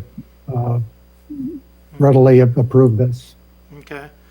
Any other I personally feel uncomfortable that the applicants are not available to talk to us about this. I don't disagree with you, but I think that with the method that we're on now, it might be difficult for some people to even get online for it. So I think we should, if it's unless there's a lot of questions that need to be answered, I guess, does the commission feel that they can make a decision on this? Yes. Yes. Go ahead. I will say that I have met with them on site, so in their absence, I can, if there are specific questions that any of you are having about the door condition or the situation there, I will try to answer to the best of my ability on their behalf. I know they were planning to join the meeting, so I'm not sure what happened here. But if there are specific questions about the request, I have been to the site to look at the door and meet with them. Well, I fully understand that the original door is in a very poor condition, and I can understand why they want to replace it. But I'm a little bit uncomfortable with the design that they have chosen. I guess I would have hoped that they could have chosen something that would look more like a door that would have been on a house that was built in 1960. I know that the door that they've chosen looks like a Florida style door for a Florida style house. Maybe that's how it works here, but other than that, I need a little more information as to why they chose this particular style. Go ahead, Commissioner Stason. Are we sure that was the original door? Because actually, in my opinion, the one they chose seemed to be more in keeping with the design than the one that was there. What I do know from talking with Mr. Schuett, who was Scott Schuett, the son who helped his father build the house, a lot of the materials that were acquired were what was available at the John Wheeler Lumber Company. And when they needed something, they went down to the John Wheeler Lumber Company here in Geneva and got what was available. We do believe this is the original door. And again, going to both Commissioner Zinke and Commissioner Stasen's comments, the style of door they have selected was a door that was actually manufactured from the 1930s forward. It fell in and out of favor up through the 70s, and then it was reintroduced back a few years ago again as a door style. So this is part of a mid-century modern inspired collection by the Therma-Tru Door Company. And again, as I point out in the staff report and what they have reported directly to me, and again, having been in the house is somewhat dark because of the large overhangs and the entry being set so far back off the street and kind of overshadowed by the trees and the garage sticking out in front of the house, that they are really trying to get a little more light into the interior of the house. Again, because it's built of concrete block, they don't have a lot of options to insert more windows. This is one of the easier places for them to insert a window to get, or a place to get a little more glass in to let some more light in. So that's what they that's what they relayed to me when I met with them. Okay, thank you. That's some of the information that I am happy to hear. Thank you. You're welcome. Okay. Chairman Zeller, if I could address staff and the commission, we did have the applicants on the GoToWebinar application earlier, but they are no longer with us. Okay. Okay, I think that I don't have an issue with, I think Michael has clarified that. We still have a motion to approve on the table. If, is there any other discussion on this? Nope. Okay. Nope. Okay. I also agree with Commissioner Warner that I think it's very clear that the door is in poor shape, and I think that this door that they've selected is, and agreeing with Commissioner Stasen, this goes well with the existing house. So with that, I think if we could get call the roll on the. Okay, I can do that. For 521 Hamilton, move the door as presented. Hartman. Aye. McManus. Aye. Solomon. Aye. Stasen. Aye. Warner. Aye. Zinke. Aye. And Chairman Zelmer. Aye. That passes. Thank you. Okay, the last item on our agenda for permit applications is 422 West State Street. Thank you, Chairman Zelmer. 422 West State Street is a property located in the Central Geneva Historic District, listed in the National Register of Historic Places, and it's at the sort of the central western edge. Oh, I'm sorry. The 422 West State Street is in the Central Geneva Historic District, and it's listed in the National Register of Historic Places. It's also in the western third of the local Geneva Historic District.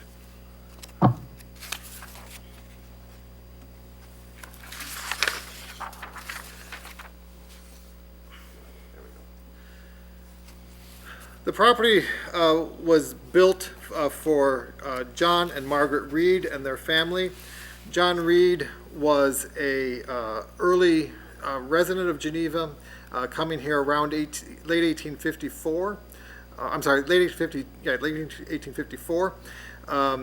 And he was a shoemaker, and so one of the early merchants of Geneva, having operated his shop for well over 30 years. Following the death of John Reed after 1880, the Straight Street property was acquired eventually by Jerome B. Ellis, who used the property to generate rental income. By 1891, Mr. Ellis had constructed the one-story bay window at the west side of the limestone house. And between 1891 and 1897, Mr. Ellis built a small porch at the front entrance, added the second floor room above the west-facing bay, and erected several additions at the rear of the house that still stand today. It is probable that Ellis also constructed the west-facing dormer at the second floor during that time. Between 1900 and 1918, Mr. Ellis coated the exterior of the house with stucco. A. Jacob Kautz bought the property in 1918 and recoated the exterior walls with a fresh layer of stucco. By 1923, Mr. Kautz had erected a full-width one-story porch across the front facade and had modified the rear additions to the configuration that stand in 2021. The property remained virtually unchanged for the next 34 years. Upon Mr. Kautz's death, the 422 West State Street property was sold in August 1957 to Edith Mercy Gibbs and Mary Lucille Clancy in conjunction with their husbands. Mr. and Mrs. Gibbs operated the Gibbs Shoe Store at the corner of 4th and Hamilton, and Mrs. Clancy had served as the office manager for her husband's law firm. Upon closing on the property, the couple immediately began an extensive remodeling of the 103-year-old house. They removed the stucco exterior and exposed the original limestone walls. They demolished the front porch and replaced it with the existing broad concrete stoop. They installed a hood roof over the original front door, and they removed the original front windows and installed the expansive bay window across the front facade, which was used as a display window. They also undertook a remodeling of the interior of the building. The first tenant of the remodeled store space was Lila Carlson, who opened her LC Lila dress shop on October 4th, 1957. The 1957 renovations were completed within the period of significance for the Central Geneva Historic District. However, the historic window openings remain and provided access to the large bay window that was used for apparel display.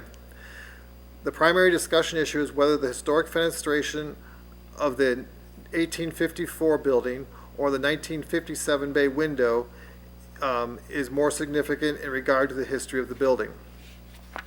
Alterations of buildings that were completed within the period of significance for the Geneva Historic District, 1837 to 1966, should be considered carefully and cautiously. The applicant's proposal will retain the 1957 stoop and hood roof above the front door.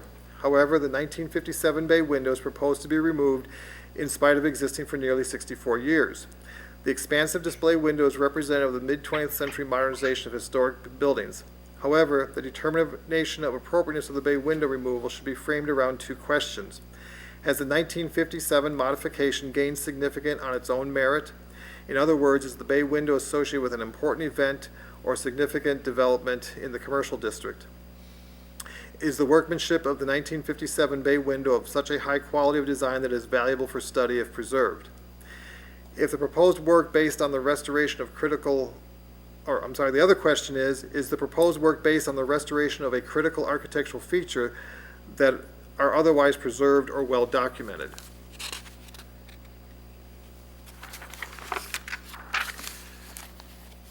As I said, the John and Margaret Reed House was built of locally quarried limestone in 1854, and it's depicted in the 1869 bird's eye view of Geneva.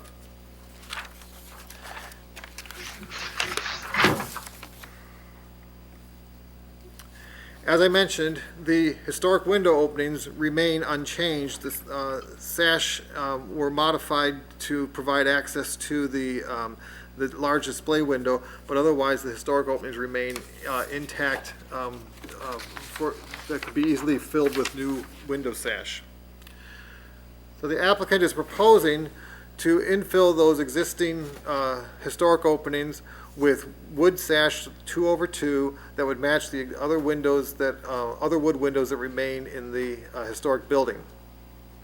The proposed windows are wood windows that meet the standards adopted by the Geneva window policy. The proposal would then remove the large 1957 bay window from the front of the building, essentially return it back to the 1854 appearance. The second modifications being made is at the far rear addition with a change of the door that faces State Street. The existing door does not meet the requirements for an accessible entrance to the building, and so the proposal is to modify that door to be a little bit wider and provide a new door pictured on the right that would be of the same style with a upper glass light and 2 vertical panels below. So that is the proposal from the applicant. It does not require significant reconstruction of historic features. Because the historic window openings remain and other historic windows remain throughout the house, the proposed window replacement is based on physical evidence rather than on conjecture or speculation. The proposed window and door replacement request is consistent with the adopted city policies, design guidelines, and the SOI standards. And Mr. Sweeney is here on behalf of the applicant. Very good. Mr. Sweeney, what would you like to add? I'm sorry, I can't hear you. Go ahead. Oh, okay. Actually, the name of the owner of the building now is a Michael Daigle. He is a local resident, and he's hoping to have a financial office that he's practicing right now, and also to rent out the front space. So the reason for the change of the door to meet handicapped accessible is because the zoning requirement when if it becomes commercial space, which is what office space is, you have to have a handicapped accessibility because we are also putting in 2 handicapped accessible bathrooms. So that door has to be accessible, and it's too narrow right now as it sits. But we've got the door that is going to be replaced is certainly almost identical to it as far as the design, the paneling, and actually we can reuse the existing trim because the jambs that are on the red or existing door are wide enough that when we replace the door, the old door with the new door and jamb, the casing or brick mold that's on the existing will be able to be reused. So that's the scoop on the window, on the door, but also that door has a ramp already going to it that would allow us to have not have to have a step, whereas there's no other place on the building to really make that kind of accessible entrance. Regarding the bay window, the whole idea with the owner's idea is he wants to bring it back to the existing state that it was, look that it was back when the building was originally constructed. We've talked to a couple of different mason contractors, and we're confident that the stone, if any, what might need to be replaced is still accessible. We've got some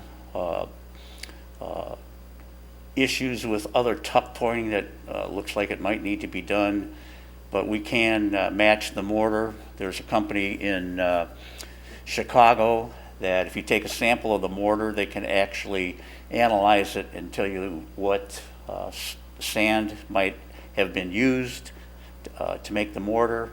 And the mason contractor that we are going to engage to do the repair work has done this type of work before in the area and is very familiar with the stone practices that need to be done on a historic building.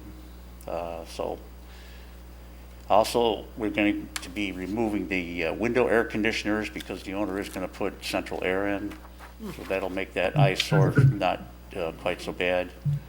And we're confident that the window manufacturer can match the actual size of the mullions that go top vertical in the center of the panes. Okay. Very good. Any questions from the commission for? Yes. I couldn't see the, Go ahead, David. I couldn't see the images that you provided. Is the sill and the lintel stone still intact?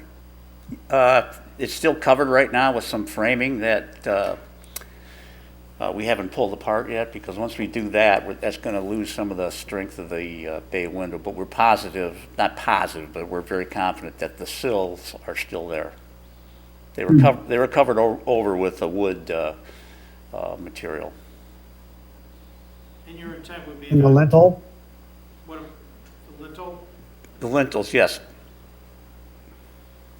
They're also? They're still there, and I'm sure they're still usable, because they didn't do a very good job of building it, but they did enough to, it would have been difficult for them to take those out.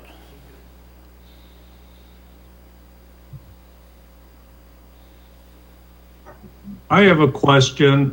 This is George Stazen. Was an elevation provided as to what the final, after that the bay is removed, that front would look like? I'd like to see the whole thing as an image rather than try to speculate on what it's going to look like. I think an elevation would have been appropriate for this presentation. Well, that's what the picture is kind of trying to represent. I mean, I don't know. Well, it tells me what is there. It's not showing me how it will look back to its original configuration. As an architect, I would think that an elevation should be provided. Commissioner Stazen, we don't require architectural drawings of window replacements typically, and again, I did not ask for one because I thought the pictures were pretty self-explanatory, that the window openings align with the window openings above, and you can see those through the bay window, and they are the historic openings. So again, I thought the issue, it might be my oversight, but I thought the issue was that since they're not altering the historic openings, they just want to infill with new windows. I thought that it was fairly self-explanatory that it's a 3-bay gable front house, but I can ask for that in the future if that's a concern. Well, if the question from my position, if the question is which is more architecturally relevant, with the bay window which came later or the original elevation that did not have it, I think it would be beneficial to be able to see both, to understand what the finished product might be.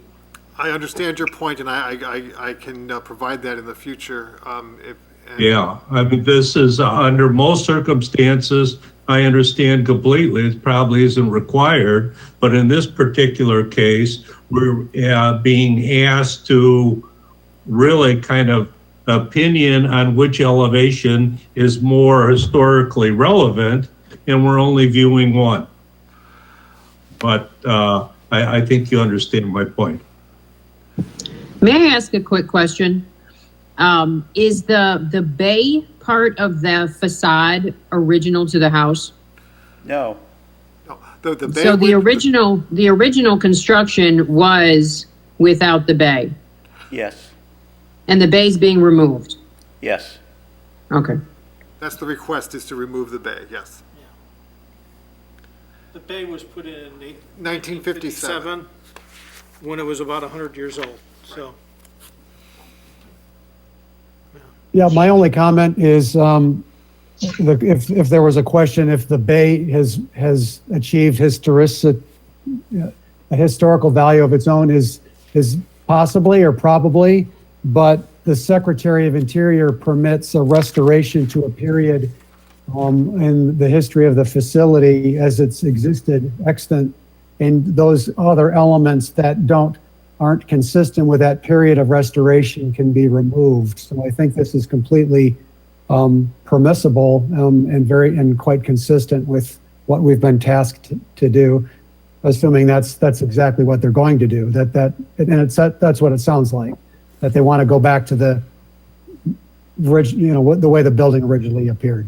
Yes, that's correct. I think to your point, Commissioner Warner, and to Commissioner Stason and Commissioner McManus, the question before you is what is more significant about this building? A commercial remodeling that was done in the 1950s that had a series of stores go in and out, or this being built by an early Geneva resident who was a 30-year merchant in Geneva, and that's what the building was built for. So that's kind of the question. I understand the architectural view that you would like to see, but the question really is to make a determination about the bay window is has it gained significance in its own right as a commercial display window? David, Commissioner Warner, I'd I like to agree with you. question. You know, Mr. Harmon? does that bay have significant merit on its own? And I would have to say no. It's not the original design of the home as intended. I mean, that's a valid point you made. Thank you. Okay. Commissioner Zinke? Yeah, I was, I'm a little confused. The door that I believe is going on the west side of the building, is that right? The door? It's actually going on the north side, rear addition to the building. Okay, so it's the rear addition that must be immediately behind the automobile that's in the photograph. Correct. Yes. Right? Okay, all right. So that addition, what, any guess on the age of that addition? It was built sometime between 1891 and 1897. I see, okay. It has been Okay. recited, and I'm assuming some of that siding is probably from the 1950s, but I can't guarantee that. But that's when a major remodeling was, accomplished, was in 1957. Okay, all right. Now, the thing that I'm trying to understand is the door that's there now is a narrower door than the door that is proposed to replace it. How is the space going to be found for a wider door to be put in if there's not going to be any removal of any of the wall space? How is this going to happen? Well, the existing jambs that are on that particular door is over 2 inches thick, and on the new door, the jambs are approximately a little bit over 3/4 of an inch. So if you see the, if I had a red dot, I could show you what the actual is. But we took the inside casing off and found that there is room between the existing jamb and the 2x4 wall studs that are there to actually have enough room to fit that in there without too much work that has to be done on the outside. We will have to take the casing off to get the jamb out and the door out, but we will be able to put the new jamb and door in without very minimal repair or removal of any siding or other parts of the exterior there. Okay. And then the photograph of the new proposed door has the doorknob on the right side as opposed to the left side. Is that just because that's the picture that you chose? That's the just, door. That picture. The door. Go ahead. Yeah, I'm sorry. That picture just came out of the Simpson door catalog. Right. And it doesn't really represent the swing, but the swing will match the existing door, just the way it works out from the inside space use. Perfect. Thank you. For ADA accessibility, doesn't that door have to swing out? No. I think it's just the width that needs to be. Right, correct. It's You the can width. swing it into the space? as long as there's enough room on the interior of the space for a person to operate the swing of the door, in which Well, on the we've got inside, plenty of yes, that. but on the outside going in, I think going in, you can go the width of the door and 4 feet back. okay. Unfortunately, I know a lot about ADA, or fortunately, I know a lot. Okay, any other comments from the commission? No? No? Okay. With that, I agree with, I think what I'm getting from the commission, that going back to the 2 wood windows would not be an issue, and that the detailing, as long as you sound like you've got the detailing under control for the masonry, and then the door, I think, is not an issue either. I think that looks like it's a fine solution to it. Can I get a motion to approve this? I'll do a motion to approve the proposals for 422 West State Street regarding the windows and the doors as presented. And a second? I'll second that one. Very good. Any discussion on the motion?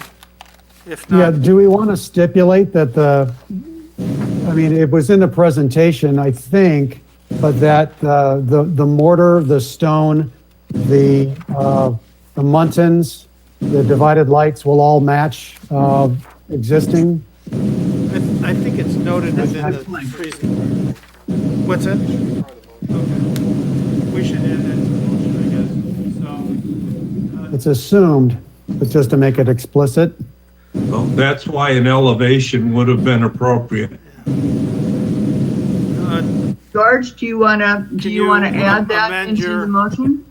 No, at this point in time, to expedite the thing, with the stipulation that David made, I'm fine with that, but that would be the whole purpose of having an elevation, so we wouldn't have to kind of wonder about these other issues. Well, could I make a comment, please, if possible? The one thing I can definitely verify is that the existing windows that are inside of the bay window, that is definitely the existing size. Those are the original jambs and sizing of what's there.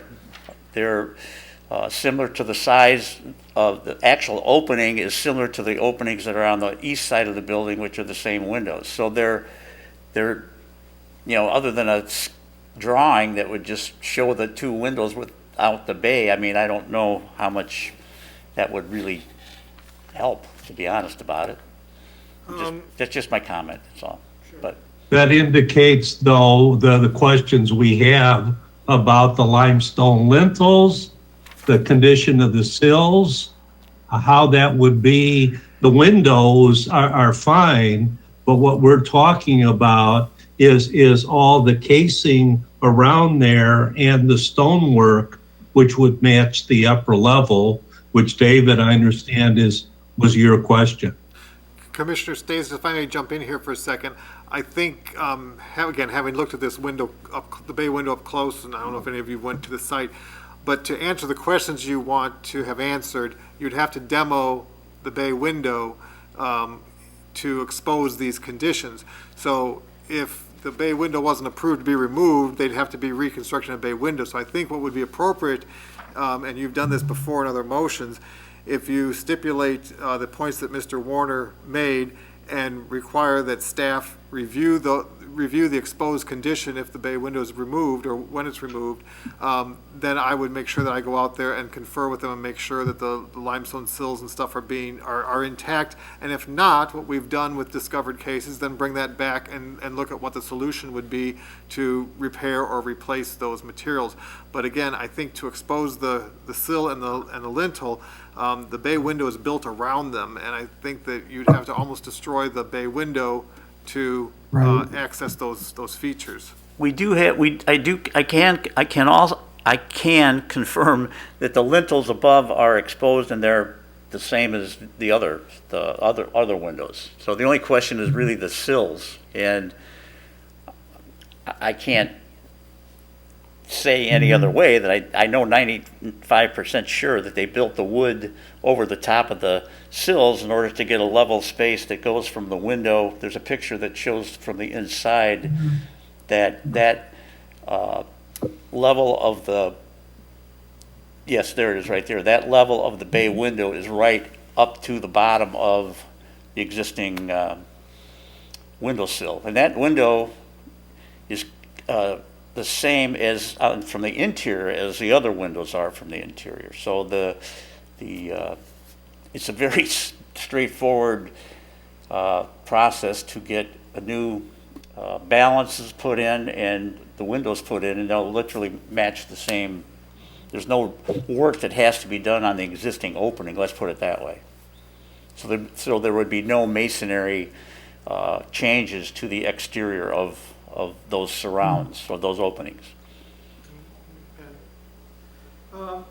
I guess what we would need you, Mr. Solomon, is just to amend your motion to include that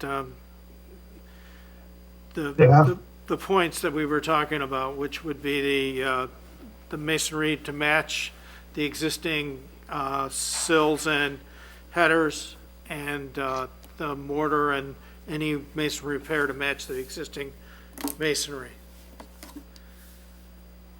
Okay. Let's give this a wing. Okay. All right. I motion to approve the proposal, the window and door changes to 422 West State Street as proposed, on the condition that the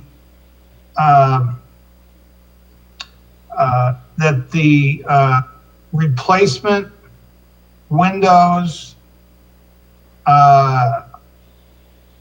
keep to the historic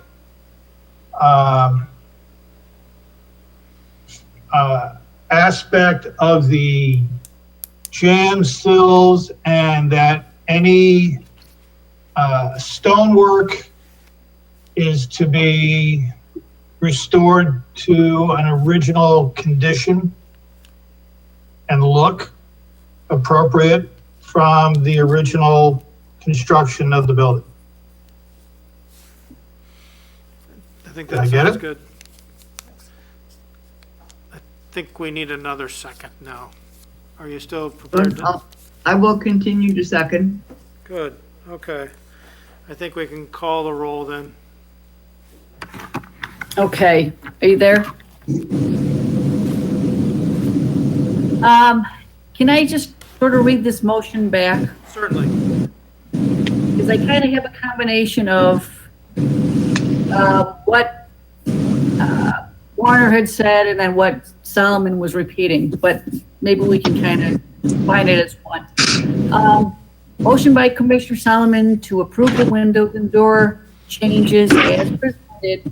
The condition that the replacement windows keep to the historic aspect of the jambs and sills, and that any stonework is to be restored to the original condition / look that's appropriate. From what Mr. Warner said, he also mentioned that the mortar and the muttons and sills and divided lights are also to match, and that there should be a staff to review the exposed condition after the bay has been removed. And if it's not to that liking, I guess that the application shall return to the HPC. Well, maybe Mr. Warner should make the proposal. I mean, I can combine some of this stuff. I mean, The spirit is simply that it matches existing. Can I interrupt for 1 second? Just to let you know, part of my application, I recommended that, here's what I added.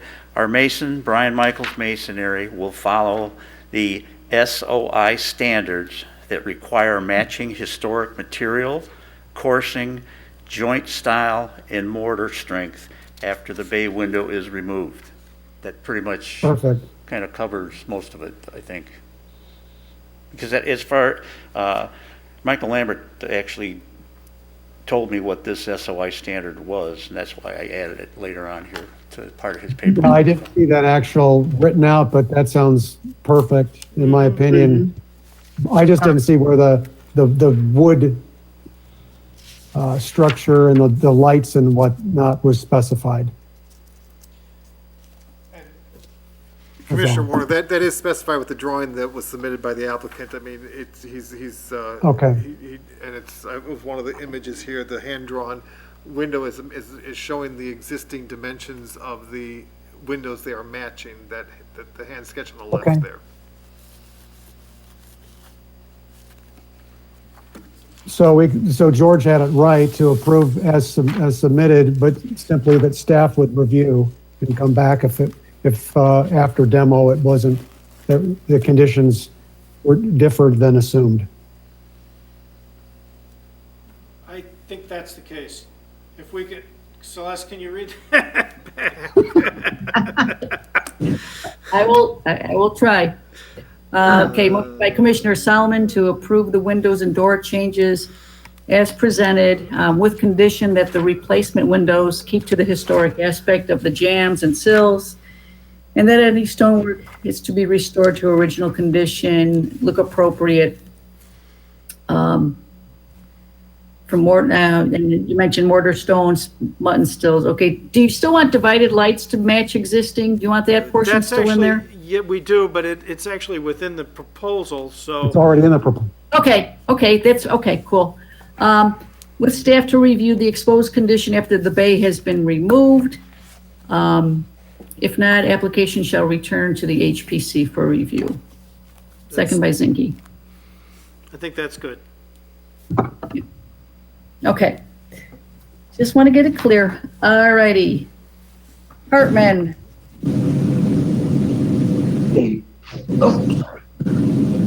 Yes. McManus, Aye. Solomon, Aye. Stazen, Aye. Warner, Aye. Zinke, Aye. Chairman Zelmer. Aye, Okay, that passes. thank you very much. Thank you, everyone. Appreciate your time. Thank you for coming in tonight.